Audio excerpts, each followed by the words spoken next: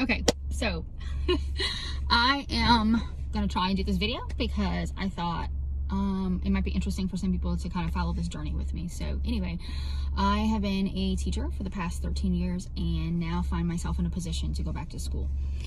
I know that I want to and have been wanting to for some time go back to do something in the medical field. I am in my 40s and have always felt like I wasn't quite making enough money or never made the money that I was working for. So always kind of felt like I was working really, really hard, but the money never really matched the effort that I was putting into it. I know that I do like people a lot. I'm one of those people that actually likes people. And a handful of years ago, started to go back to school for nursing. That kind of fell through for various reasons, personal issues and things like that. So now find myself in a position to be able to go back to school. So it was either find a new job or go back to school. And I live in the South, and women, sorry, it's getting a little warm in the car.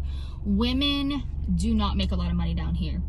It's real easy for a man, and just let you know, my degree is in theater. So I have a bachelor's degree in theater, and then I've been teaching for years.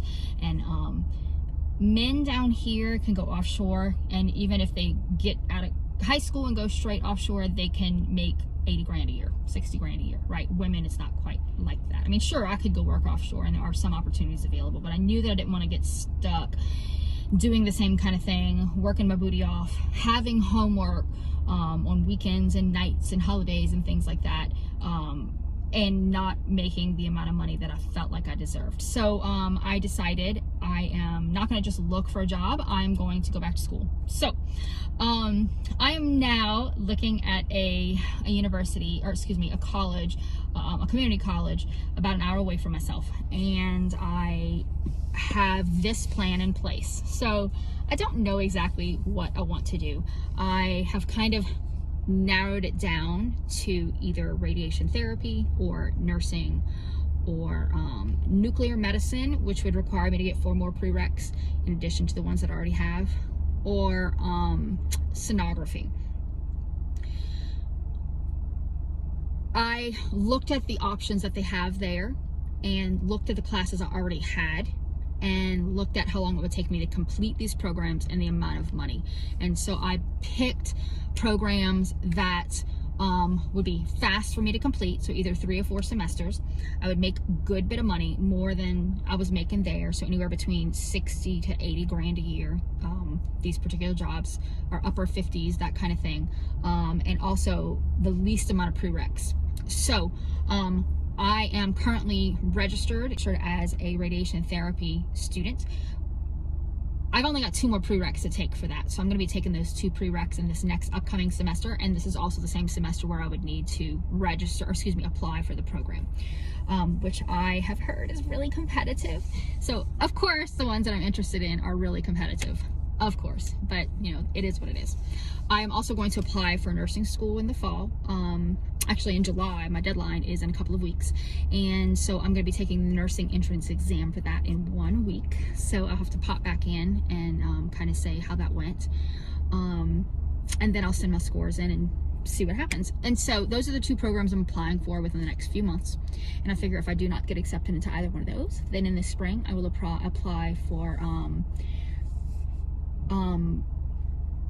sonography. Now the thing with sonography and radiation therapy is that I do have to have observation hours, and so that means that I have to go out to hospitals or clinics and observe people doing those jobs, and that's a little challenging because of COVID. So I have started some shadowing, but I was put to shadow in the wrong department that I requested, but it was radiology, and for the radiation therapy program, I do actually need some radiology shadowing. So it kind of worked out in the long run too. So I've today and yesterday called some other hospitals and sent some emails to see if I could shadow these other programs to help. So that's kind of the path I'm on. You know, everything so far is kind of just like falling into place for me. And if you're wondering where I'm getting the money to do this, because I am a single mother of 2 boys, I don't know. You know, part of it is like just having faith. I've applied for student loans. I can't get the Pell Grant because I've already got a bachelor's, so I can't get the Pell Grant.